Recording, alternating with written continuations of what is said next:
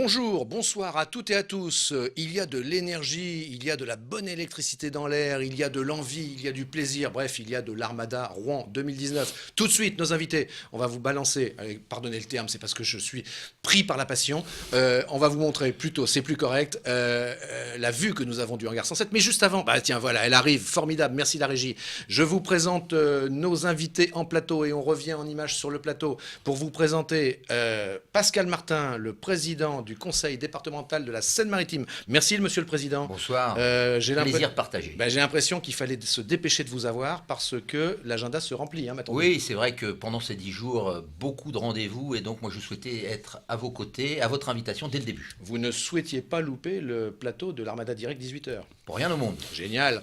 À vos côtés, Valérie Gimonet. Alors Valérie Gimonet, il est directeur général adjoint de Paris-Normandie, à Paris-Normandie, et il est en charge du développement numérique. Il a une très très bonne nouvelle à nous donner, mais il va nous la donner dans quelques secondes. Et puis alors, l'incontournable, l'insubmersible, oui, le terme insubmersible parce que c'est l'Armada bien sûr. Soit tu te calmes. Guy Pessiot, et on remontre l'image webcam parce que ça nous fait plaisir. Regardez ce ciel, regardez ce plan d'eau. Oui, il fait beau, de superbes cumulus, ça nous fait plaisir.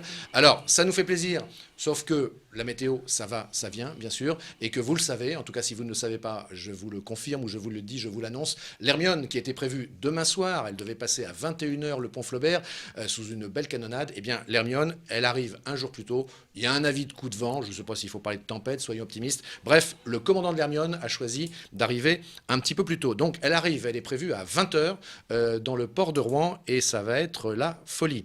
Alors je me tourne, allez encore une fois la webcam, oui, je ne peux pas me passer de cette webcam, elle est formidable.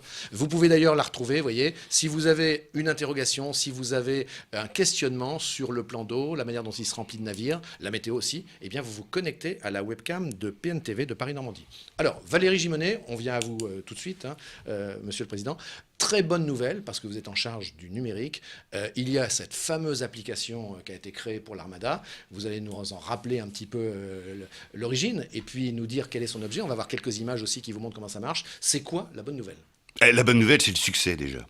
Parce que ça fait 48 heures maintenant que l'Armada quasiment est démarrée. Ça fait 5 jours que l'application est sur les réseaux, prête à être téléchargée, et les chiffres sont éloquents.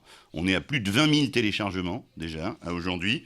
On est numéro 1 sur les tendances en catégorie tourisme, au niveau de toutes plateformes confondues et de la France entière. Ce sont des chiffres impressionnants aujourd'hui. Et il y a eu 67 000 ouvertures de fiches. Parce que là, on va rentrer dans qu'est-ce que cette application ? C'est un serviciel dédié totalement à l'Armada, dans un premier temps, avec une jeune équipe de start-upers rouennais. Alors ça, on est super fiers de notre coup là-dessus. On accompagne des jeunes gens. On avait dans le contrat avec Patrick Air et l'Armada nécessité de mettre en place une application. Donc, alors d'abord, comment elle s'appelle ? Armada 2019. D'accord, vous allez la retrouver sur les stores sous le nom d'Armada 2019, voilà. Je vois un téléphone où elle est dessus. Et vous allez retrouver là-dessus tout un tas de services, à savoir donc de localisation, de destination sur les bateaux. Chaque bateau, regardez, voilà. Chaque bateau est identifié. Il y a une fiche technique sur chaque bateau, donc on peut découvrir tout ce qu'on trouve finalement. Ça collabore au guide de l'Armada. C'est tout ce qu'on va retrouver sur le guide, qu'on va retrouver en numérique, mais également la localisation, c'est-à-dire comment je viens à Rouen, où est-ce que je me gare, je suis à tel endroit sur le quai, je veux aller rejoindre tel bateau, quel chemin est-ce que je dois emprunter, etc., etc., etc. Il y a aussi tous les villages qui sont localisés.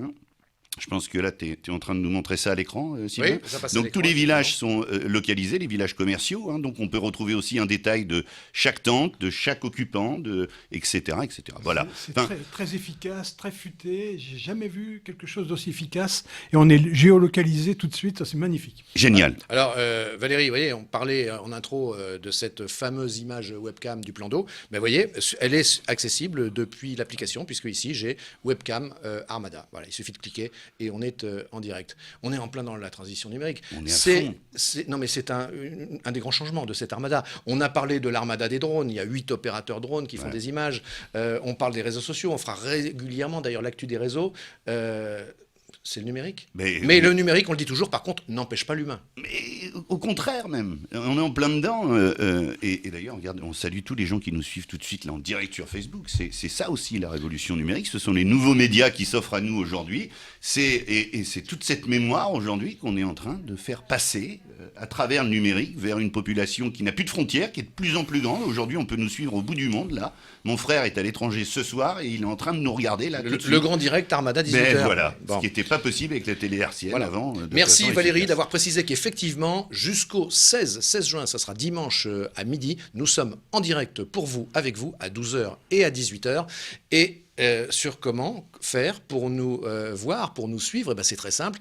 parisnormandie.fr et vous accédez directement au player, il n'y a qu'à cliquer, vous êtes sur le streaming, ou bien, vous l'avez dit Valérie, la page Facebook. Monsieur le président du département, Pascal Martin, vous restez avec nous très peu de secondes, ça ne va pas durer longtemps, mais on parlait de l'Hermione, on ne pouvait pas ne pas vous remontrer l'Hermione. Regardez, c'était il y a quelques semaines à peine, elle arrivait à Dieppe et on est allé interroger le commandant en second, l'Hermione.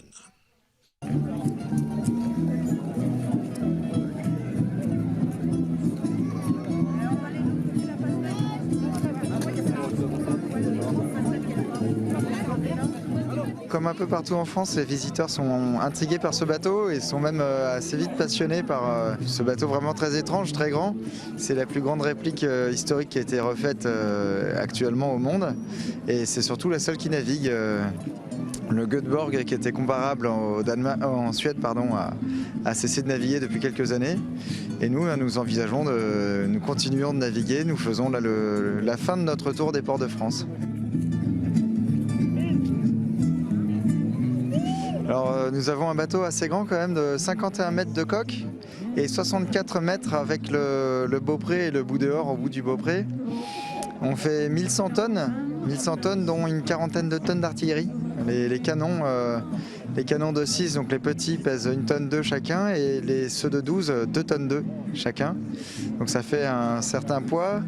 On a 240 tonnes de lest en fond de cale. C'est l'équivalent d'une rame de TGV au fond de la cale pour maintenir la stabilité du bateau, pour tenir les 2200 mètres carrés de voile.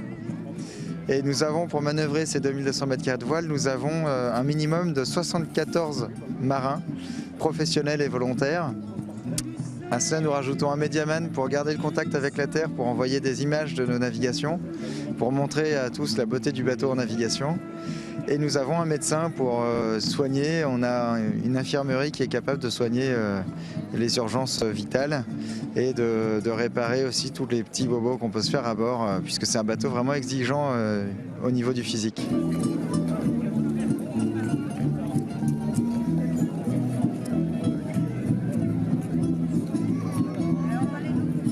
On habite Dieppe, donc c'est un port, il y a même plusieurs ports, donc la venue d'un nouveau bateau, c'est toujours intéressant, puis un bateau historique puisqu'il a quand même, c'était on va dire sa sœur qui avait quand même été jusqu'aux États-Unis, donc on voulait voir ce voilier. Nous on avait décidé de faire du vélo de Forges-les-Eaux à Dieppe et donc on savait que l'Hermione allait passer, donc on attendait l'ouverture des billets et on a nos billets depuis le 9 avril.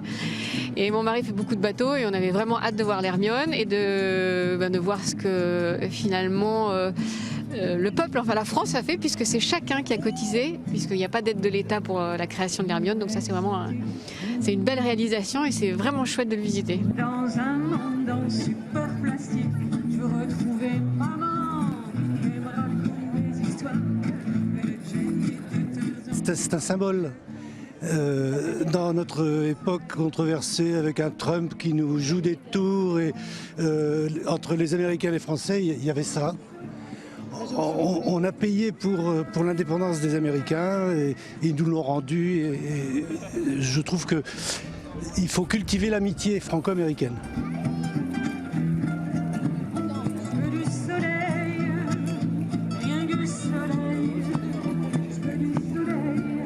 Nous repartons pour Ouistreham, où nous allons faire une escale de quelques jours. Après quoi, nous allons ressortir de la Manche pour aller à Desbordes-de-Loire, à Saint-Nazaire et Nantes. Et nous reviendrons en Normandie, à Rive-en-Seine, pour une escale de 2 jours avant d'arriver à Rouen, où nous arrivons exprès un peu après les autres, de manière a bien marqué l'arrivée de l'Hermione à Rouen et nous allons faire profiter à tout le monde du spectacle de ce bateau.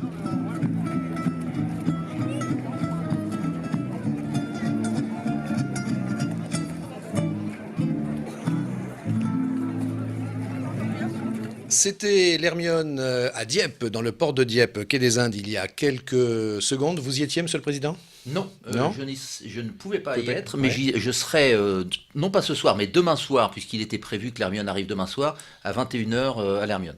Alors, on disait que c'est l'armada des réseaux sociaux, l'armada du numérique, et puis surtout l'armada de l'interactivité en direct. Eh bien, écoutez, regardez, on est en direct sur Facebook et on a plaisir à avoir, par exemple, Lolo Sandrine, hein, c'est son pseudo.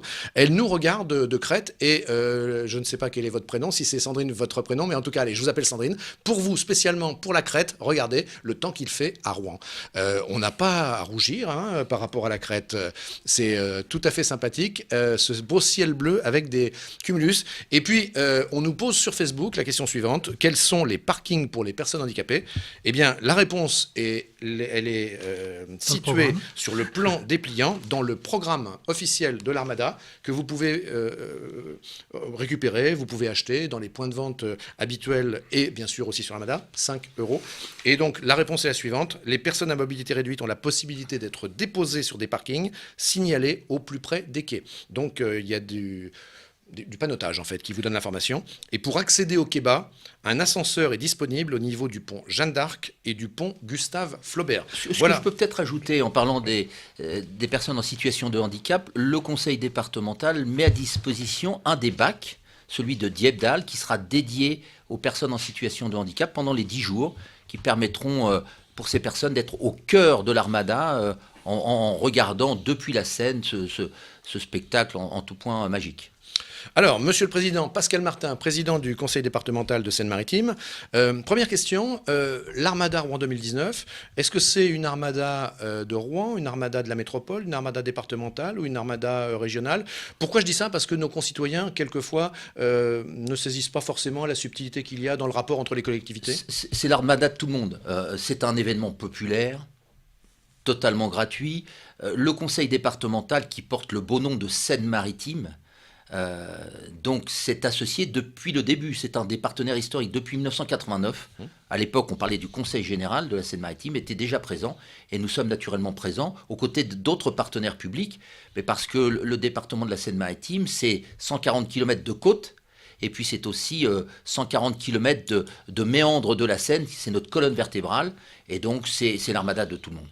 Le département 76, Seine-Maritime, développe depuis quelques années une belle communication. Je me souviens d'une communication dans les Bleus, je ne sais pas si c'est toujours le cas. Oui, tout à fait. Vous consentez un effort en communication important pour nous faire découvrir, notamment la côte d'Albâtre, pas assez fréquentée à votre goût ? Alors, on a des beaux projets, notamment sur Étretat. On a un projet au niveau national que nous défendons avec 13 communes voisines d'Étretat pour améliorer l'accueil des visiteurs. Étretat, c'est 1 million de visiteurs par an.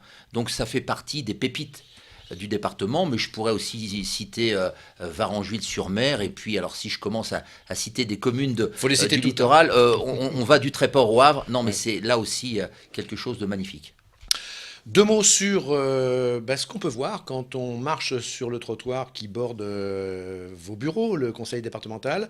Il y a une très belle exposition, ça vaut le coup de se retourner par rapport à l'Armada et de regarder la clôture. Oui, on a une exposition photo de Stéphane Lotte sur les grilles du conseil départemental, donc j'invite toutes les personnes à venir. Là aussi, c'est gratuit, c'est accessible, puisqu'on y accède depuis les trottoirs du conseil départemental. Et samedi, nous inaugurerons une très belle exposition du Salon des artistes normands, des peintres de la marine, là aussi au département, exposition gratuite, accessible. Donc j'invite tous les visiteurs à nous rendre également visite. Vous êtes toujours très sportif ? Toujours, oui. Vous pratiquez les activités nautiques ? Oui, un peu. J'ai pas trop le temps. J'ai fait un peu de planche à voile, un peu de voilier, mais je faisais surtout avec mon père à l'époque de pêche-promenade. Et donc, on alliait la balade à la pêche. Et donc, c'était toujours des moments... Non, mais moi, je suis passionné de mer. Et donc, c'est un vrai bonheur. On était impatients. Aujourd'hui, l'Armada, les bateaux sont arrivés ou sont sur le point d'arriver. Et donc, c'est la fête, le rendez-vous de la fête. Vous savez, Monsieur le Président, il y a quelque chose qui m'étonne dans ce direct 18h ce soir, c'est que Guy Pessiot D'habitude si loquace, on ne l'entend pas ce soir. Qu'est-ce qui vous arrive, Guy? Non, mais Avez-vous moi, une question pour le j'attends que président? Le Avez-vous une président question pour le nous président parle de la parade, parce que le département s'est toujours mobilisé depuis 89 pour la parade de Rouen jusqu'à la mer. Vous avez tout à fait raison, Guy. C'est pour le département un rendez-vous incontournable. Nous avons d'ailleurs l'exclusivité avec l'Armada. C'est la grande parade du 16 juin prochain, où nous travaillons avec les communes de la Seine, avec bien sûr l'association de Patricaire. Et donc, je voulais en parler, mais on sait aussi que quand on parle de la grande parade, il y a un peu de nostalgie, parce que c'est le départ des bateaux. Fini. Bah oui. Mais on l'a bien à l'esprit, on est prêt. Mais c'est vrai que c'est le conseil départemental, c'est le département de la Seine-Maritime qui organise la grande parade. Merci Guy de l'avoir rappelé. J'ai aussi envie de vous demander, Monsieur le Président, que dit le colonel de réserve du corps des pompiers par rapport à cette armada, par rapport aux sauveteurs qu'on voit passer, qui sont en veille sur les Zodiacs, par rapport aussi à cette armada sous haute sécurité quand même. Oui, moi je suis colonel de sapeurs-pompiers. C'est vrai que les questions de sécurité, sécurité publique sont au cœur des préoccupations. Et donc, c'est l'occasion pour moi de remercier l'ensemble des équipes des sapeurs-pompiers, qu'ils soient professionnels ou volontaires, les associations comme la Croix-Rouge, le SAMU, les médecins qui concourront à la sécurité des centaines de milliers et des millions de visiteurs. Et donc, ils travaillent dans l'ombre, mais ils sont présents. Et ça, il convient aussi de le souligner. Et on peut inviter les visiteurs de l'Armada à aller à Montville voir le musée des sapeurs-pompiers. 2 mots rapides sur le musée? Oh bah alors là, Pascal sera bien plus... Guy me tend une nouvelle fois la perche, effectivement, le musée national des sapeurs-pompiers, qui est le seul on a bien dit, Monsieur le Président, national. Oui, qui est le seul musée, 2500 mètres carrés de présentation de camions, de matériel. C'est la référence au niveau national. Là aussi, on invite tous les spectateurs et visiteurs à venir. Montville, c'est tout près, c'est à un quart d'heure de Rouen, de faire un petit saut de puce à Montville et de revenir bien sûr à Rouen. Dernière question, et puis on vous laisse repartir à toutes vos obligations. Combien de temps encore pourra-t-on vous inviter en qualité de président du département sur un plateau de télé? Alors, vous faites allusion à une décision que je n'ai pas prise, qu'a prise le sénateur Charles Revet, qui a décidé d'arrêter à l'automne prochain ses fonctions de sénateur. Étant le suivant de la liste, après mûre réflexion, j'ai décidé d'accéder à ces fonctions de parlementaire. Et compte tenu de l'obligation de ne pas pouvoir exercer les 2 fonctions en même temps, je serai contraint d'abandonner les fonctions de président du conseil départemental, mais je resterai au conseil départemental puisque je suis issu du canton de Bois-Guillaume, et donc je serai toujours présent, mais non plus en tant que président du département. Voilà, c'est une péripétie, mais je ne doute pas que mes collègues continueront à travailler dans le même esprit d'une collectivité dédiée aux solidarités territoriales et solidarités sociales dans le département. Puisque c'est effectivement la compétence administrative d'un conseil départemental. Allez, j'oserais dire, pour vous remercier d'être venu sur le plateau et de nous avoir consacré un petit peu de temps, eh bien écoutez, on repart en images le long des grilles du conseil départemental. Regardez, ça vous donnera une idée de cette très belle expo de Stéphane Noth qu'il faut absolument aller voir.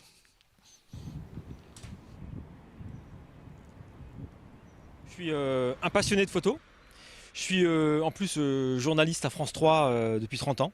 Donc voilà, ça fait 30 ans que je fais des reportages pour la télévision et que je me passionne pour la photo. Mes préférences dans la photographie, c'est la mer. Donc les bateaux, la mer, tout ce qui a trait à la navigation. Et puis les voyages, voilà. Donc je voyage très souvent à travers le monde pour faire des photos. Je travaille en numérique comme je travaillais avant en argentique. C'est-à-dire que je fais que les photos que j'ai envie de faire. J'ai toujours aimé la photographie. Depuis que je suis gamin, j'ai eu un appareil photo. J'ai passé des heures dans les chambres noires à développer. Voilà, j'ai toujours aimé la photographie. Je voulais en faire mon métier, mais très compliqué d'en vivre. J'ai eu la chance d'arriver au moment où Paul Vatine démarrait sa carrière de skipper. Et j'ai travaillé pendant 10 ans, et pour France 3 en le suivant, et comme photographe pour Paul Vatine. L'Armada, pour moi, ça remonte à 89, la première Armada. Et le CIRPA m'a envoyé couvrir l'Armada pour l'armée. Donc j'ai passé les 10 jours de la première Armada pour l'armée sur les bateaux, à suivre les bateaux. J'ai couvert toutes les Armadas depuis 94 jusqu'à celle-là pour France 3. Donc voilà, ça part des géants des mers, puisque moi je voulais faire des photos des bateaux en mer, à l'Armada pour recentrer un peu l'exposition sur ce qui va se passer pendant les 10 jours. La photographie, c'est arrivé en 94, j'étais sur un bateau. Par hasard, je me suis retrouvé avec le journaliste qui faisait le bouquin sur l'Armada 94. Il m'a demandé si je voulais travailler avec lui voilà, comme photographe. J'ai travaillé avec lui et depuis j'ai fait tous les bouquins sur l'Armada depuis 94. Elles me plaisent toutes. Évidemment, il y en a quelques-unes que j'aime beaucoup. Par exemple, j'aime bien celle du Gautémoc sous voile. J'aime bien celle du Beaupré du Gautémoc aussi. J'aime bien celle où il y a la foule parce que c'est vraiment représentatif de ce qui se passe pendant ces 10 jours d'Armada. Et puis j'aime bien parfois aussi quelques regards qu'on peut croiser le matin, au lever du jour, les lumières du matin, les lumières du soir, voilà. Cette exposition, elle coïncide avec un livre qui vient de sortir, que j'ai fait avec Laurent Lagneau, un photographe, un de mes collègues, et Franck Boitel de Paris-Normandie, et qui retrace les 30 ans d'Armada. Donc déjà, cette Armada, voilà, le but c'est qu'on fasse découvrir aussi aux gens tout ce qui s'est passé avant. Moi j'invite tout le monde à venir sur les quais découvrir cette exposition, c'est gratuit. Ça permet de passer un peu de temps avant de faire la queue pour les bateaux. Voilà, c'est aussi une vision un peu différente de ce qu'ils vont voir sur les quais. Voilà, c'est les bateaux en situation, des scènes de vie. Voilà, j'ai essayé de faire un peu vivre à travers de mes photos cette Armada. J'espère que ça plaira au plus grand nombre. Voilà.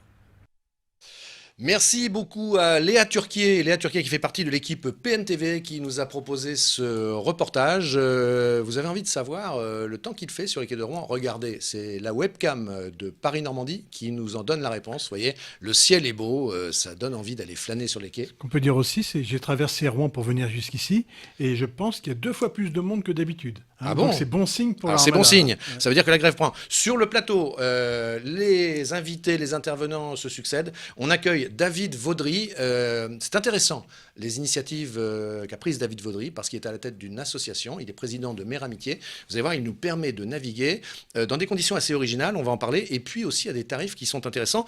Mais je vous rappelle que nous sommes en direct sur parisnormandie.fr et également sur la page Facebook de Paris Normandie. Et d'ailleurs, sur Facebook, nous avons Momo Normand qui nous demande si l'Amerigo Vespucci sera présent à l'Armada, mais malheureusement, il ne sera pas présent. Qu'est-ce qu'on peut dire de l'Amerigo Vespucci, Guy? C'était effectivement un des plus beaux bateaux italiens que nous avons pu voir à l'Armada. Je crois qu'il est dans un état difficilement, il navigue difficilement en ce moment. Et il y avait pas son Starship, il y a un 2e bateau italien qui n'a pas pu venir non plus. Mais bon, il faudra aller à Gênes pour voir l'Amerigo Vespucci, c'est son port d'attache. En image, on va voir dans quelques instants l'un des bateaux de David Vaudry, président de l'association Mer Amitié. Mais juste avant, David, que vous nous expliquiez en quoi consiste votre belle association et ce qu'elle nous propose, à nous tous d'ailleurs, qui pouvons en profiter. Vous savez, on va quelquefois tourner un peu autour de l'Armada, on va parler patrimoine, on va parler histoire, parce que sur une journée, si on veut découvrir autre chose que l'Armada à Rouen, par exemple, on peut aller du côté de Croisset, ça n'est pas loin. Et là, qu'est-ce qu'on trouve à Croisset, Guy Pessiot? On va pouvoir visiter sur les pas de Gustave Flaubert. Ils avaient leur maison de campagne à Croisset. Et il y a un pavillon que nous allons voir dans quelques minutes. Eh bien écoutez, place aux images. Oui, parce qu'on essaie, bien sûr, il y a tout un tas d'infos à vous donner. Donc forcément, quelquefois on est un petit peu bavard en plateau. Mais on essaie de vous montrer le plus d'images possible avec Guy Pessiot. C'est un très bon guide. On part à Croisset, vous allez voir, chez Flaubert.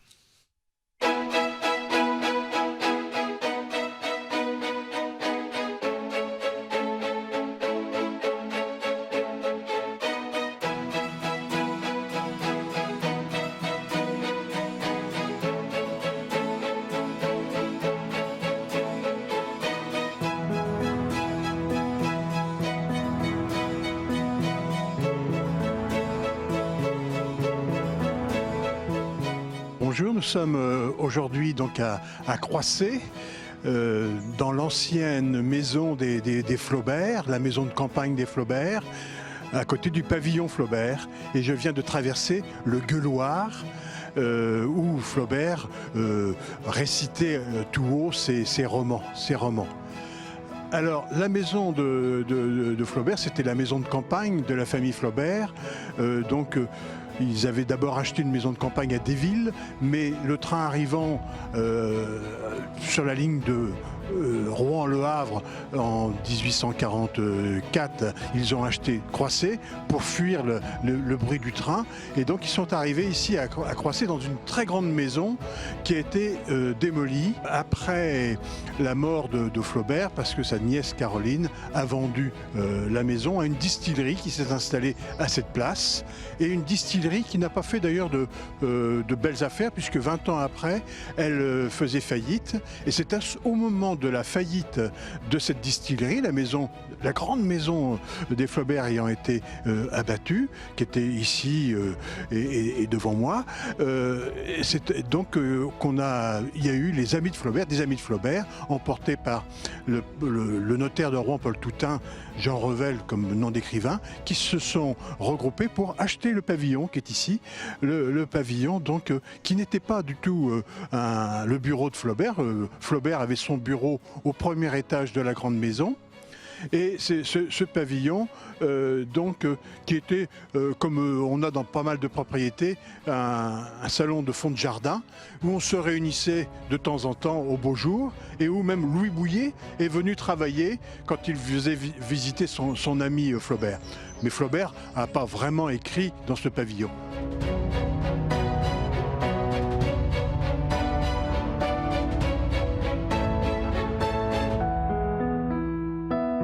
Nous sommes ici dans le pavillon, inauguré en 1906, où on a rassemblé un certain nombre de vestiges ayant appartenu à Flaubert, son écritoire, ses plumes, et aussi des photos, des documents, notamment un tableau représentant l'ancienne maison de Croisset. Il y a également un Bouddha, une statue de Flaubert, mais encore une fois, je le répète, Flaubert n'a pas vraiment travaillé, n'a pas écrit ici. C'est ici, on a rassemblé des souvenirs de Gustave Flaubert.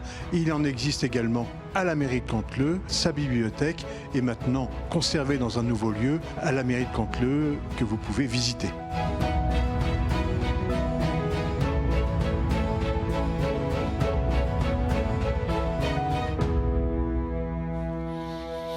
Guy Pessiot, notre historien. Guy, je vous faisais dans le direct de ce midi une forme de compliment. Je vous disais que je vous verrais bien avec votre allure, la barbu, le cheveu un petit peu souple, commandant de navire. Je vous verrais bien, alors pas à la tête du Titanic, hein, Guy, c'est pas ce que je dis. Mais voilà, une belle embarcation. Mais là, j'ai l'impression qu'on est dans le Stéphane Bern.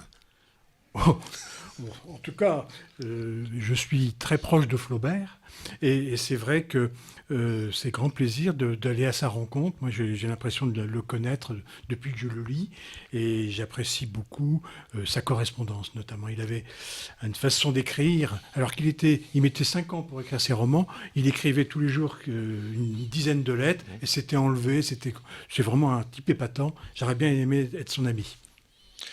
Il n'y a pas un peu des controverses sur la personnalité de Flaubert, sur la façon dont il se comportait dans certaines situations? Alors, c'est Zola qui dit, parce que quand elle était enterrée à Rouen, donc on est parti de l'église de Canteleu à pied jusqu'au Monumental, donc ils sont partis à 300, mais ils sont arrivés plus qu'à 100, et puis il dit, à Rouen, la moitié des gens ne connaissaient pas Flaubert et l'autre moitié le détestait.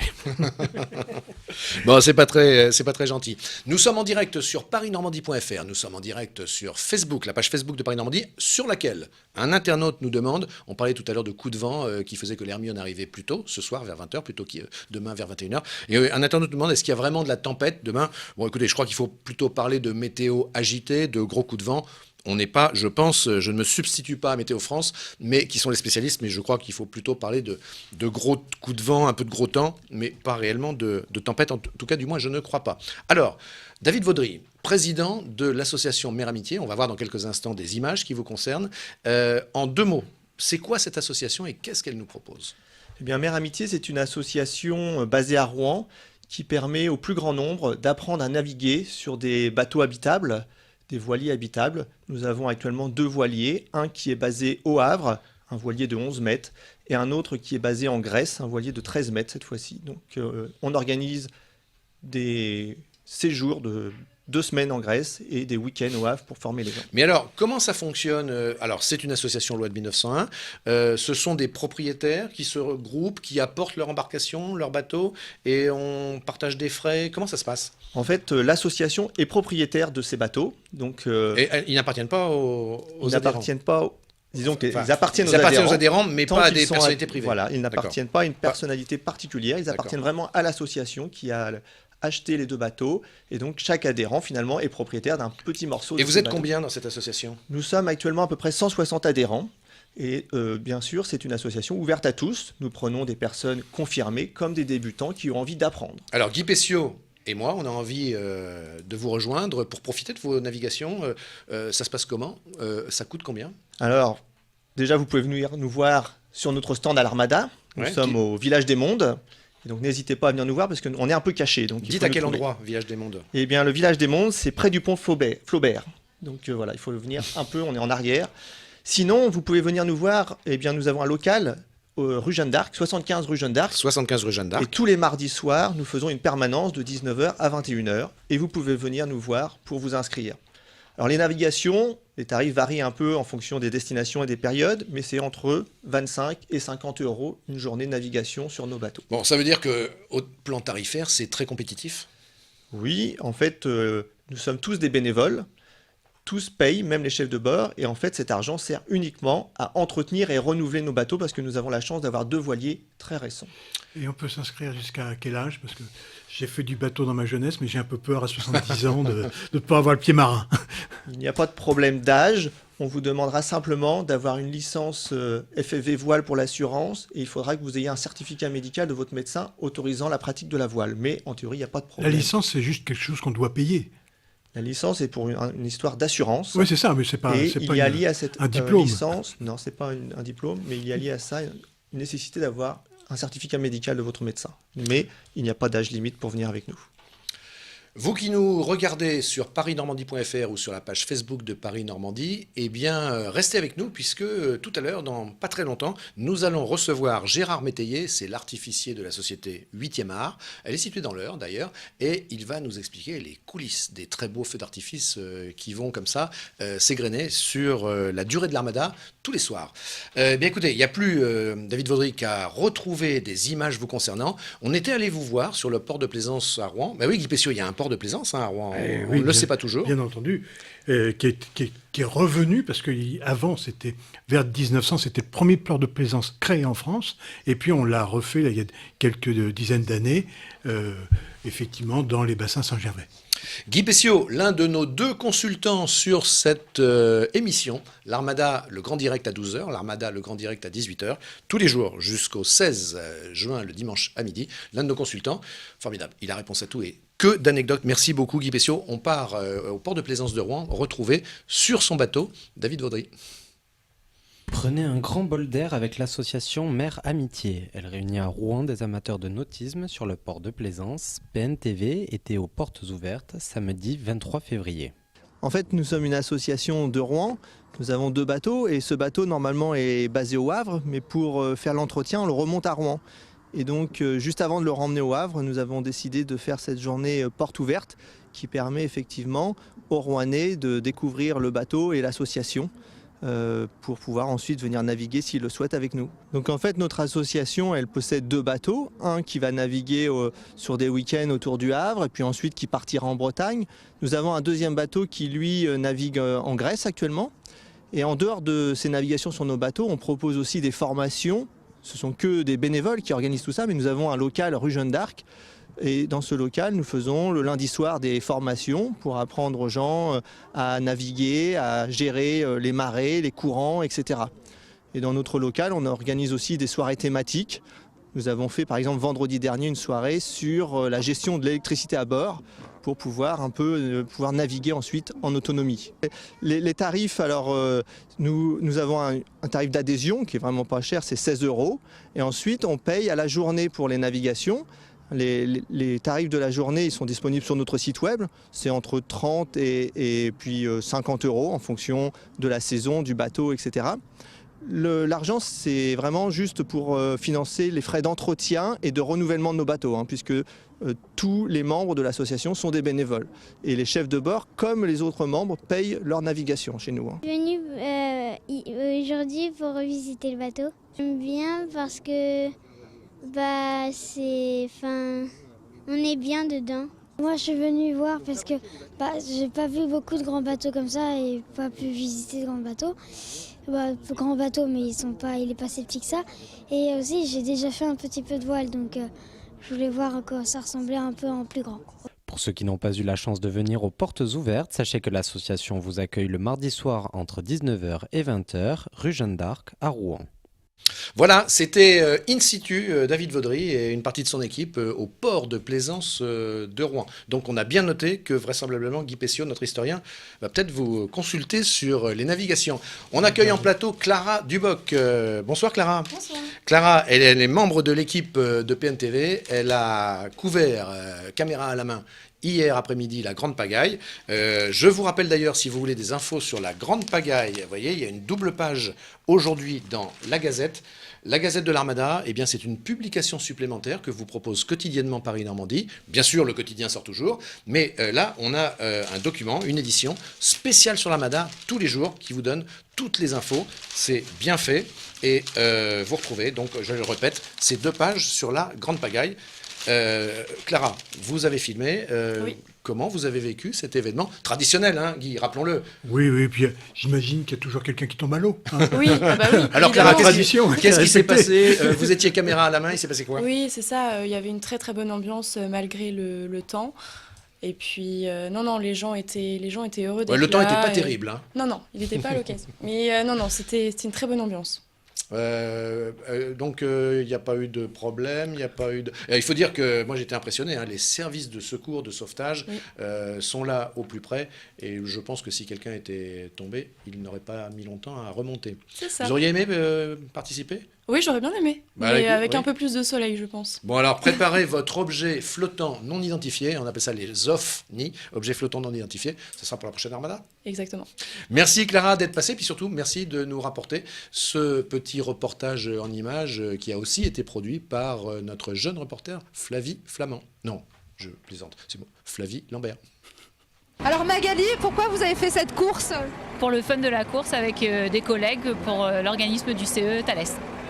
Et alors comment ça s'est passé? Vous pouvez nous raconter ce périple? Bien, on a réussi à traverser. Il faut dire qu'on est parti sur une base de vraie barque, donc ça aide à flotter. Après, on a arrosé beaucoup de gens qui ont plus ou moins apprécié. Et voilà, c'était dommage que le beau temps n'était pas là, mais on a apprécié le périple. C'est un bateau de récupération à 100%. Avec des palettes, des bidons qu'on va mettre à la déchetterie, mais qu'on a trouvé aussi à la déchetterie.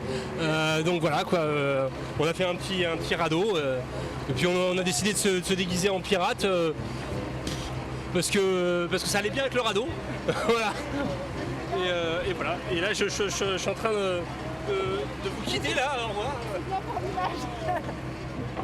Alors c'était le groupe des étudiants de médecine, le groupe des jeunes chrétiens. Et c'est un projet fédérateur pour la fin d'année. Donc il a fallu qu'on construise le bateau et on venait surtout pour participer à l'Armada, participer à cette joyeuse ambiance, à cette joyeuse pagaille. Alors on avait récupéré 6 fûts et après c'est une structure bois avec des boucliers. Et puis on avait une tête de loup à l'avant du bateau et une belle voile. Et on l'a appelé le Saint-Mac puisqu'on se réunit près de l'église Saint-Maclou. Et puis il y a aussi un bar le Saint-Mac où les étudiants terminent leur soirée souvent.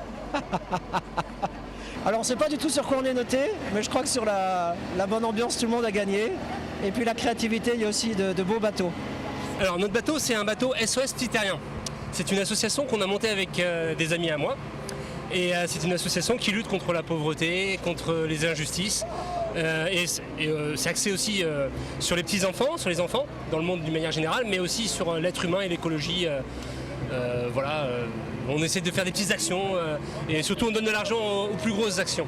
C'est le bateau apéro barbecue, c'est le principe. C'est l'apéro, il manquait juste le soleil, mais bon, ça l'a fait quand même. Et c'est pour quelle association? C'est juste des potes. Alors comment ça s'est passé cette course? Très bien, un peu fatigant de ramer, mais ça l'a fait.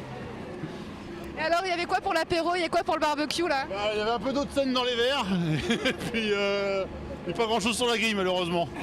Vous êtes... c'était sympa, Je commence ma phrase, mais c'est vrai que je suis encore dans le reportage. C'était sympa cette grande pagaille, même si le temps à ce moment-là avait un petit peu changé. Oui. Mais c'est toujours des moments qui sont très agréables. Pourquoi pas d'ailleurs à la prochaine un OFNI PNTV, hein, avec des caméras, avec des projecteurs, quelque chose de très studio. Hein, pourquoi pas. Voilà, les invités du plateau se suivent et ne se ressemblent pas, bien sûr, puisque viennent de nous rejoindre. J'ai l'impression d'être dans une soirée électorale. Hein, c'est oui, parce que les politiques sortent, rentrent, font le tour des plateaux. Mais non, ici c'est tellement mieux. Rien à vendre. C'est rien à voir, rien à voir. Même si le président du département était avec nous tout à l'heure, mais c'était pour la bonne cause, bien sûr, de l'Armada. Viennent de nous rejoindre, disais-je, le fondateur, dirigeant de la société 8e art. Ce monsieur, ça ne se voit pas forcément quand on l'aperçoit de telle façon qu'il se présente. C'est un artificier, et c'est lui qui est à la base de tous les feux d'artifice que vous allez voir. Il va nous en donner les coulisses. Et puis à côté de Guy Pessiot, eh bien Benjamin Dereau.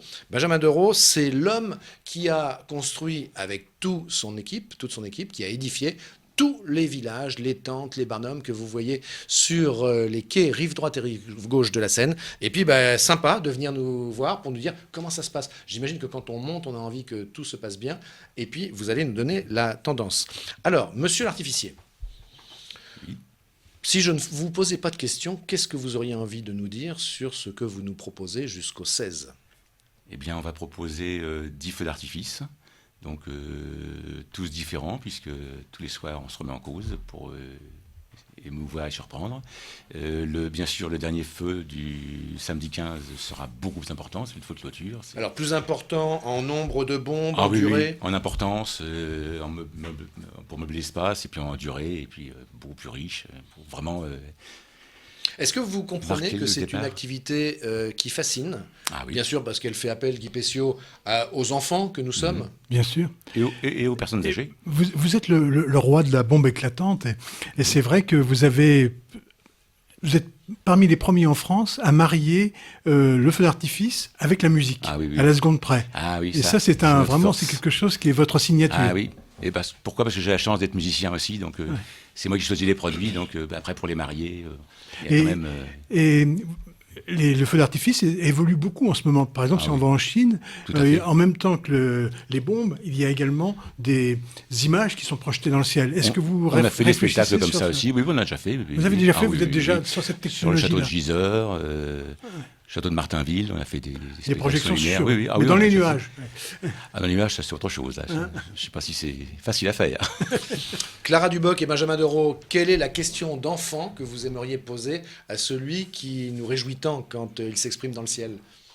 Alors moi, à chaque fois, je suis impressionné, c'est sur la programmation. En fait, on est tout le temps surpris parce qu'on se dit c'est tout le temps label bleu, label rouge, mais en fait, c'est tout le temps différent. Tout à fait. Et comment, en fait, on arrive à repartir de zéro ? Parce que je suppose que vous avez un nombre de feux d'artifice limité, peut-être, et pas illimité de produits. Au niveau des produits ? Au niveau des produits. Non, on a une très, très, très grande gamme, justement. C'est ce qui permet de faire des spectacles extrêmement variés. Et là, pour faire que des feux différents, il faut avoir une gamme énorme, oui. D'accord. Voilà. Clara, une question ? C'est une passion pour vous Ah oui, bien sûr. Oui. C'est une passion pour moi et puis tous les artificiers qui travaillent chez nous. Hein. Les artificiers qui sont là aujourd'hui, ils sont ravis d'être là. C'est un plaisir énorme. Hein. Et puis pour tout le monde, ce soir, au final du feu, quand tous les bateaux vont sonner leurs cornes, ça va être un plaisir, mais énorme.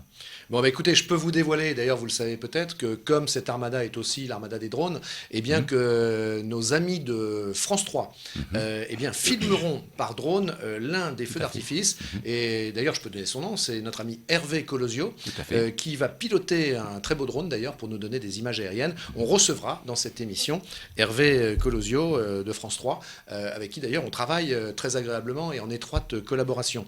Qu'est-ce qui peut évoluer dans la durée, avec le temps qui passe et les technologies qui évoluent. On parlait en intro de cette émission du numérique, bien sûr, qui se développe dans tous les domaines. Est-ce que, là aussi, le numérique a sa part ? Non, il peut l'avoir, mais c'est pas, pour moi, c'est pas nécessaire. Alors vous êtes un homme de l'ancien monde ? Non, mais ça n'apporte rien au niveau du terrain. C'est-à-dire qu'il n'y a pas quelque part du numérique c'est possible, bien sûr, mais avec une part de risque, parce que certains l'ont fait, et puis presque tout le feu est parti en 2 minutes. Hein. Et oui, c'est un risque énorme. Est-ce qu'on peut vous demander un conseil, juste entre nous? Quel est le meilleur endroit pour voir votre feu d'artifice? Ah bah c'est en face, rive droite. En face, rive droite, Ah oui, juste en face. Là où il y aura l'Hermione pratiquement, Voilà. l'Hermione et puis le Mire. Bon alors, vous savez, c'est pas très malin ce que vous venez de faire, parce que avec ça, demain, 35 millions de personnes à cet endroit-là. non, mais on le verra partout, mais pour répondre à la question de monsieur, c'est l'endroit privilégié, c'est vrai. Bon, on est en direct sur parisnormandie.fr, on est en direct sur Facebook, la page Facebook de Paris Normandie. Un internaute nous demande, est-ce que tous les bateaux sont arrivés ce soir, au moment où on se parle, puisqu'on est en direct, moi à ma montre, il est un peu plus de 7h moins 10, 18h50. Guy Pessiot? Bon, je pense qu'en tout cas, plus de la moitié seront arrivés ce soir, puis dans cette nuit encore. Il restera que quelques-uns, comme l'Eagle, qui arrivent vraiment dans les derniers jours. Mais je pense que dans les jours qui vont venir, on va avoir le plateau presque complet. Alors, voilà pour la réponse à cet internaute. N'hésitez pas d'ailleurs à nous poser d'autres questions. On y répondra avec grand plaisir. On a plaisir d'être avec vous. On a plaisir aussi de plus en plus à interagir avec vous. Sachez que vous nous retrouverez demain midi, demain soir, demain midi, à midi, demain soir à 18h. Et cela jusqu'au dimanche 16 juin à 12h. On est ravis d'être en direct avec les internautes. Guy Pessiot, le Belém arrive demain. Oui, le Belém arrive demain. Et effectivement, c'est le bateau un petit peu... fétiche de notre armada. Il a assisté quasiment à toutes les armadas, sauf une.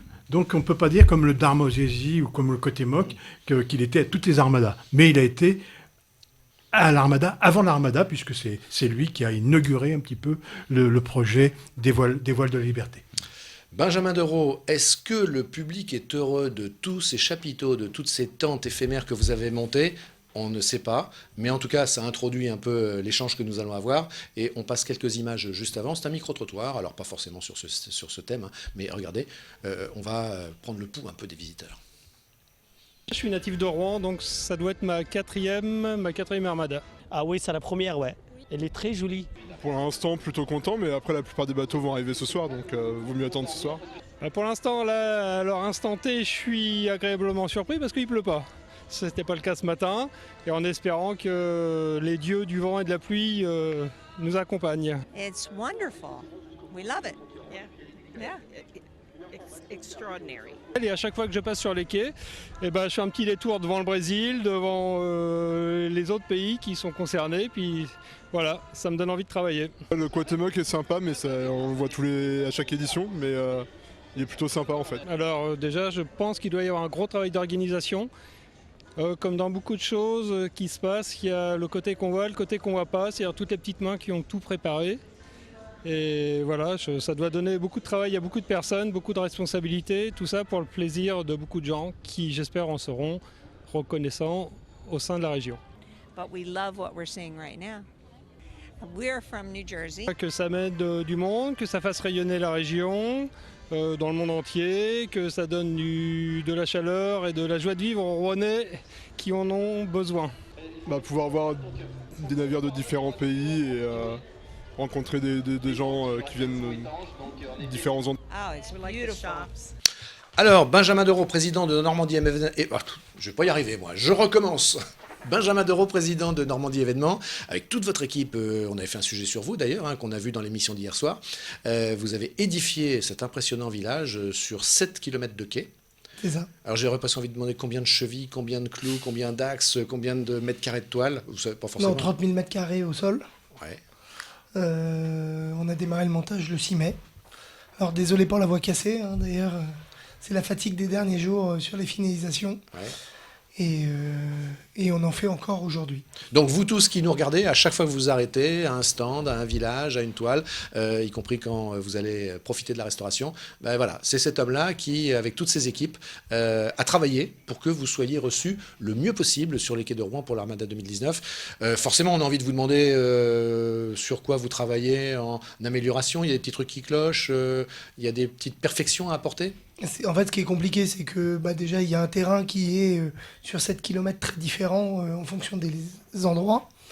Donc, en fait, on a des accès à l'eau ou à l'électricité ou des sols qui sont défaillants et différents en fonction du lieu d'implantation. Donc, un gros travail. Et en effet, en fait, on a plus de 400 exposants.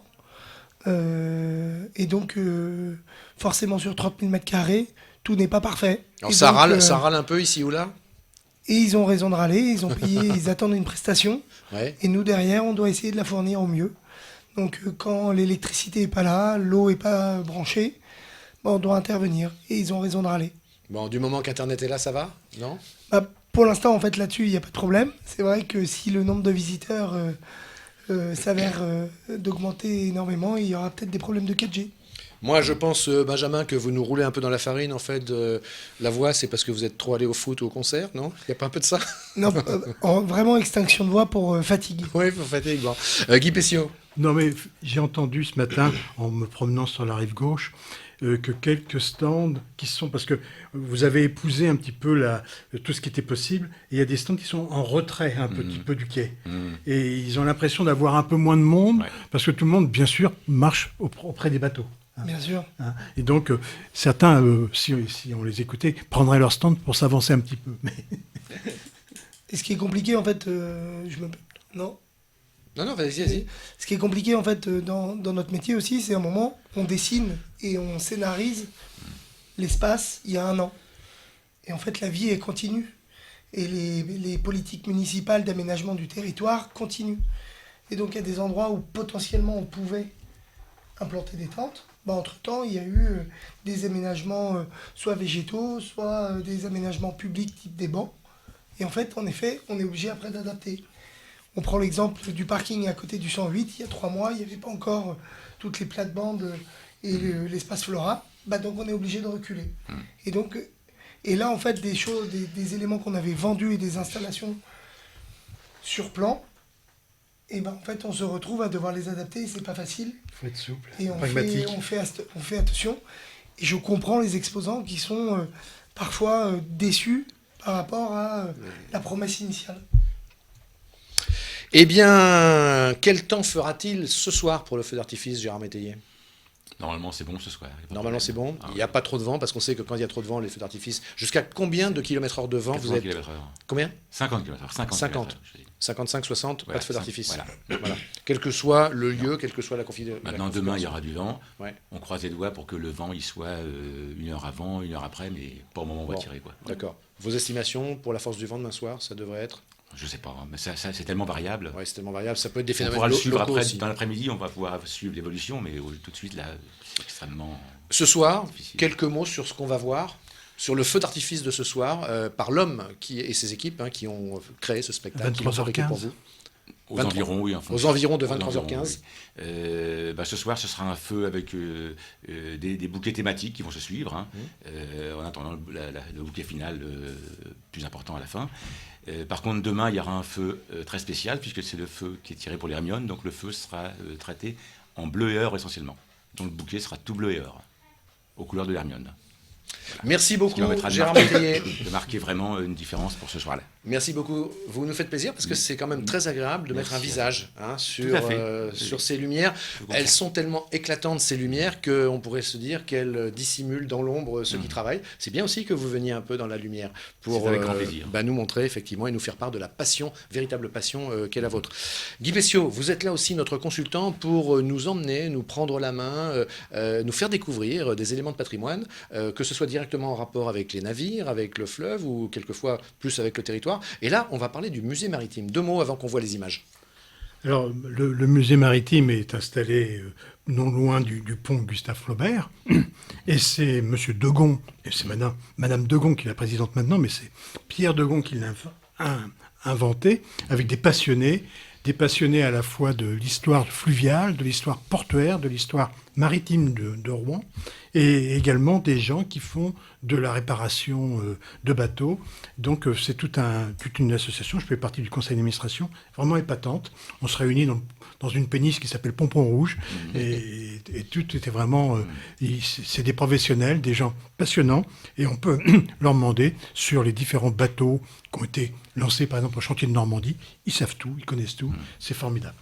Allez, des images valent encore mieux que des propos en plateau. On part au musée maritime et puis si vous voulez y aller, c'est très simple, c'est tout près du pont Flaubert, c'est facile à trouver. Eh bien, nous sommes ici au musée maritime fluvial et portuaire de Rouen, qui a été créé il y a 39 ans par un groupe de passionnés de la mer, des bateaux, de la navigation et surtout de l'histoire maritime du port. À l'occasion de l'Armada, nous avons donc déjà depuis quelques mois travaillé le sujet avec une association voisine et amie qui s'appelle Normandie en Seine et qui a fait le projet de continuer cette maquette qui est derrière moi au 1/5 de la Dauphine, bateau sur lequel en 1524, Jean de Verrazzane, cherchant à explorer sur les ordres de François Ier une route des Indes, a découvert le site de New York.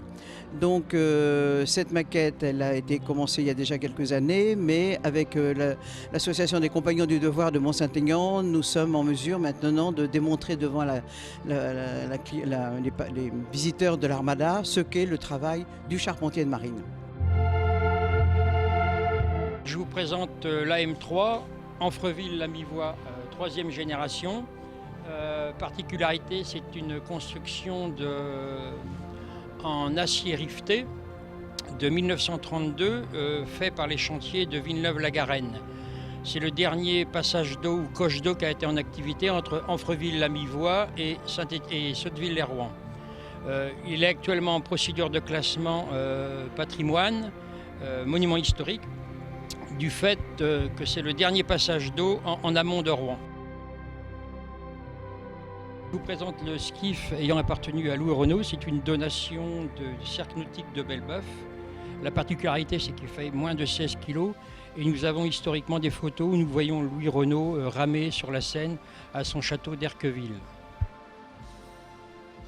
Je vous présente le canoë français Fleurette qui a été construit à Joinville-le-Pont dans les années 1890, certifié par la plaque constructeur. La particularité des canoës français, c'est qu'ils sont pontés et c'est une pièce exceptionnelle. Actuellement, elle est en procédure de classement monument historique pour la préserver et transmettre ce patrimoine aux futures générations.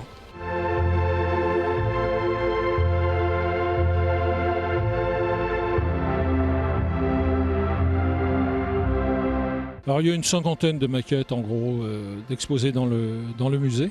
Alors les principales maquettes, ce sont pour la plupart. Alors il y a toute une partie de maquettes qu'on va appeler les vieux gréements, les bateaux anciens. Les bateaux anciens qui ont navigué dans la région ou sur les mers de nos régions, enfin, ou dans le monde entier, parce qu'il y a toutes sortes de bateaux anciens. Et puis après, il y a les bateaux plus récents, mais qui sont plus des bateaux de commerce, qui vont travailler pour le port ou pour la région. C'est essentiellement ce type de bateau. Alors là, derrière moi, c'est le Quevilly. Alors le Quevilly, c'est le premier... Alors d'abord, son nom, Quevilly, quand on est à Rouen, c'est quand même quelque chose que l'on connaît. Et puis c'était le premier pétrolier à voile. Jusqu'alors, on transportait le pétrole dans des fûts qui étaient entreposés dans les cales. Avec le Quevilly, là, on a des citernes dans les cales et on transporte le pétrole en vrac. Alors, il était déchargé tout près d'ici, au quartier Lucéline. Il y avait une raffinerie. Enfin, je ne sais pas si c'était vraiment une raffinerie à l'époque, mais on débarquait du pétrole tout à côté de nous. Et donc c'était le premier pétrolier à voile, c'est ce qui fait sa particularité. Cette vitrine représente 4 siècles de navigation sur la Seine, avec les premières navigations qui étaient un petit peu tirées des bateaux vikings. Ils avaient retenu, puisque c'est d'une fabrication à clin, comme les dracars. Donc là, on était sur une embarcation très rustique, puisque c'était fabriqué uniquement avec 4 gros troncs d'arbres et agrémentés autour. Et là, on pouvait prendre quand même 40 tonnes de matériel. Après, l'évolution, c'est tout de suite 400 tonnes, avec ce qu'on appelait la besogne.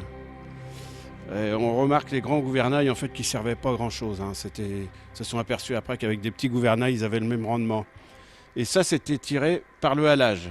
Le halage était tiré du bord par des hommes ou des chevaux, 15 chevaux ou une quarantaine d'hommes pour la 400 tonnes. Et le halage s'est effectué par le mât, le haut du mât, parce qu'autrement on ne pouvait pas s'orienter. Celui du fond, on commence déjà 17e, 18e.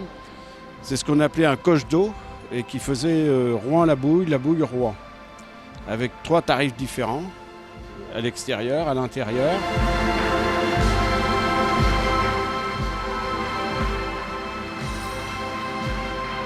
C'est un petit remorqueur de servitude. Pourquoi de servitude? C'est parce que il va pas tirer un navire, bien sûr. Il a été construit à Mannen en 1939 en Allemagne. Cette année, pour l'Armada, on a décidé de refaire un coup de propre, une beauté à Denise, puisque le remorqueur s'appelle Denise. C'est tout mignon. Et j'ai eu la chance d'avoir des bons collègues, des amis que j'ai sur Biorel, puisque j'habite à Biorel, et qui m'ont donné un coup de main. Nous étions 6 à travailler sur ce petit bateau-là. Donc il a fallu passer au Karcher, peinture, et puis on a refait des portes également à la timonerie, parce qu'ils étaient en très mauvais état. Et aujourd'hui, eh bien, nous sommes fiers, avec mes amis de Biorel, que je remercie encore parce qu'ils m'ont donné un sacré coup de main, que l'on a refait, on a retapé ce petit bateau-là.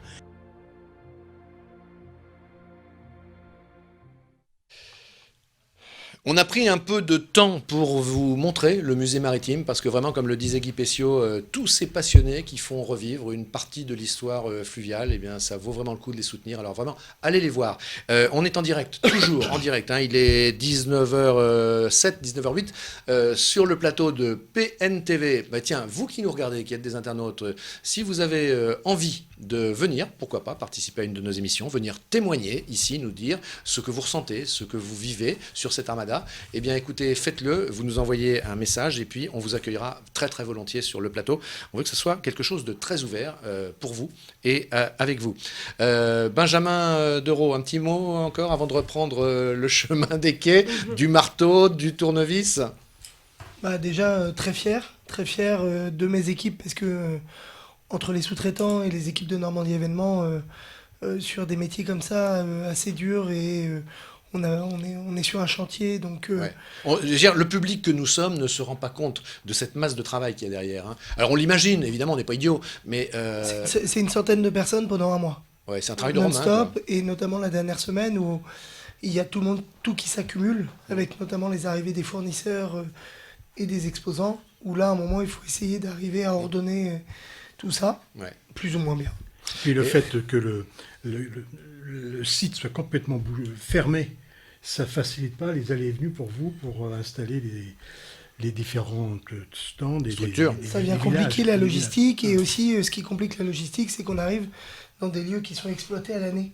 Aussi. Et donc, en fait, il y a des sédentaires qui vivent là, Chacun et nous, on vient casser leurs habitudes. Et on est toujours, nous, avec nos Fernand de Rouen, nos petites mascottes. Allez, les invités aussi ont leur Fernand. On est très content de cette petite mascotte. Vous la trouvez sur les stands Paris-Normandie. Elle est au tarif, alors, très, très, très raisonnable de 5 €, hein. Oui, il me semble que c'est ça. C'est 5 €. Et puis, c'est vraiment lui, c'est lui. Vous le voyez sur toutes les affiches, vous le voyez sur le programme. Ce programme, lui aussi, est à 5 €, qui vous permet de tout avoir. Il y a des vendeurs sur les quais. Vous pouvez le trouver aussi sur les stands Paris-Normandie. Et qu'est-ce que je dois vous dire? Oui, on me dit dans l'oreillette que nous avons un commentaire d'une internaute. Écoutez, je ne peux pas résister à vous la communiquer, ça remarque. C'est Maryse Chevalier qui nous dit « Superbe reportage, émission en direct, très intéressante. Merci beaucoup, Maryse, c'est sympa. Tiens, si vous veniez sur le plateau nous voir, on vous accueille aussi, bien sûr, avec plaisir. Benjamin Dereau, dans les villages, il y a des thèmes. Il y a notamment le thème industrie et technologie. On va voir des images tout de suite. C'est important, ça fait partie aussi de la pédagogie de l'événement. Exactement. En fait, on est dans une fête populaire, mais on doit aussi profiter de la venue du public pour valoriser le territoire et valoriser nos entreprises. Donc c'était l'idée d'avoir ce village-là qui essaye, pour certains exposants, de valoriser soit le côté industriel, soit le côté technologique avec les startups normandes. Et notamment, il y en a certains qui essayent de recruter aussi, et donc profiter de l'occasion d'avoir du public pour potentiellement trouver leur talent de demain. Guy Pessiot, ce que tu es en train de nous dire, Benjamin Dereau, c'est finalement, ce ne sont pas seulement que des bateaux qui viennent nous réjouir et nous toucher au cœur, c'est aussi tout un territoire qui s'engage. C'est tout un territoire qui est engagé, et c'est vrai que ces villages, c'est une des nouveautés de cette armada. Il y a des villages concernant l'économie, des villages concernant le tourisme, des villages concernant le sport aussi, et tout ça est vraiment bien organisé, et du coup, les différents exposants s'entraident et se connaissent bien comme ça parce qu'ils sont sur les mêmes thématiques. Alors qu'il fut certaines années, on avait un marchand de réchaud qui était à côté d'un marchand de saucisses et ils n'avaient rien à se dire. Cela dit, la saucisse, ça marche sur le réchaud. Oui, mais ça pouvait être complémentaire. C'est pas les mêmes. Non, c'est un exemple. C'est un exemple, on a bien compris. Allez, on part en images. Vous présentez un village. Pendant ces 10 jours, on vous présentera différents villages thématiques. Là, encore une fois, c'est industrie et technologie. C'est parti pour l'image.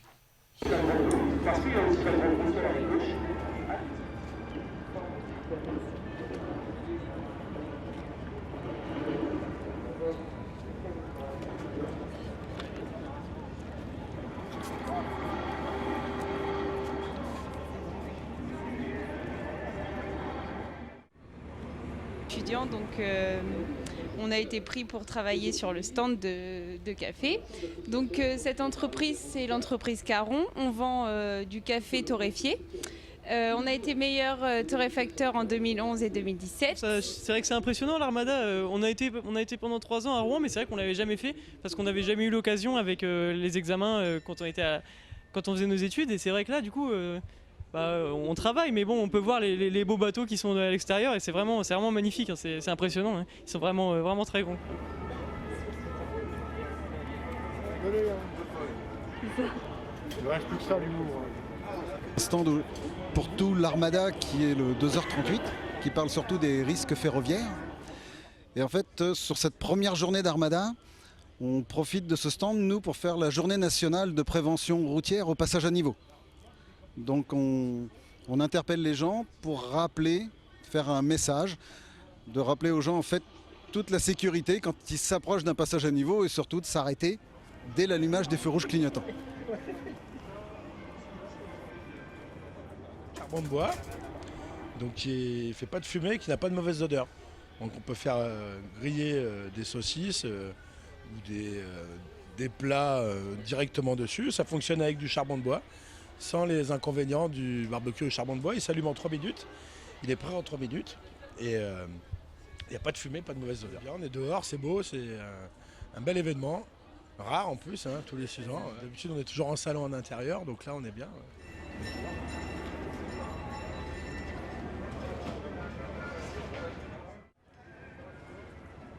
Nous faisons partie de la société KM, donc nous créons des jeux vidéo et nous créons des parcs d'attractions en réalité virtuelle un peu partout en France. Et donc nous montrons en fait l'avenir des jeux vidéo au tout public, montrer dans quelques années la technologie qu'ils auront partout chez eux.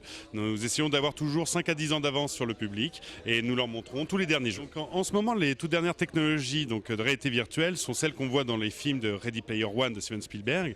Donc comme vous pouvez le constater derrière moi, nous avons des jeux en multijoueur. Donc ici, c'est un format stand, mais dans nos salles, nous pouvons aller jusqu'à 2 contre 2, 3 contre 3, etc. Ce sont des jeux où il n'y a pas de barrière. Vous mettez directement le casque, l'arme dans vos mains, et c'est à vous de courir, c'est à vous de faire tous les déplacements possibles. Et puis le jeu vidéo suit. Bref, vous êtes dans le jeu maintenant.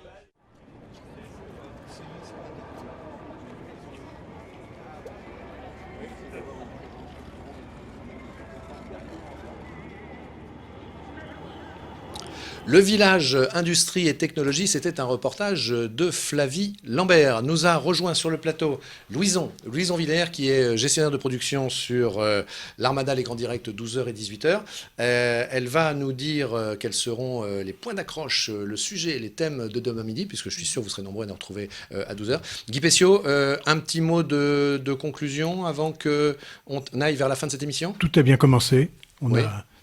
On a presque 10% de notre armada déjà qui s'est bien écoulé, ouais. Avec plusieurs fois des rayons de soleil, et tout va bien. Louison, alors, quel est le programme demain ? Et puis attendez, restez juste avec nous, parce que pour terminer, on enverra un sujet où vous découvrirez de l'intérieur comment travaille, par exemple, Violaine Gargala, qui est une journaliste de Paris-Normandie, comment on sort ce document tous les jours, la Gazette, qui vous en dit beaucoup sur l'Armada. Mais juste avant, donc Louison nous donne le programme pour demain 12h.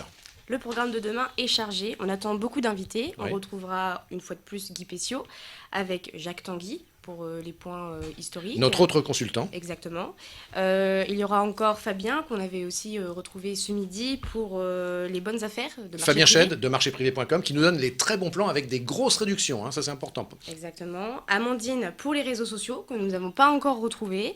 Patrick Marais de LM Communication. Tous les objets dérivés, l'homme qui est à l'origine de tous ces objets siglés qui se déclinent dans tous les styles et qui véhiculent l'image de l'Armada. Antoine Rollet, le directeur de l'hôtel Bourteroud de Ouais. Rouen. Comment un Très hôtelier connu. vit l'événement. Exactement. Kylian Penben de l'Office de tourisme de Rouen aussi. Lionel Guéret-Laferté, qui est le directeur des manifestations publiques. Et enfin Hervé Elias, le directeur de Mazar. Voilà, donc apprendre beaucoup de choses, comprendre encore mieux, ben, c'est l'objectif, notre objectif sur PNTV, en vous proposant ces grands directs avec nos consultants qui apportent énormément de contenu, énormément de valeur ajoutée. C'est pas grave, ça heurte votre modestie, Guy, mais peu importe, c'est exactement ce que je pense. On se termine, et puis le générique final suivra. On termine avec Violaine Gargala. Regardez, de l'intérieur, comment nos journalistes travaillent. Je vous dis à bientôt, on passe un très très bon moment avec vous. On se retrouve demain à 12h. Ciao.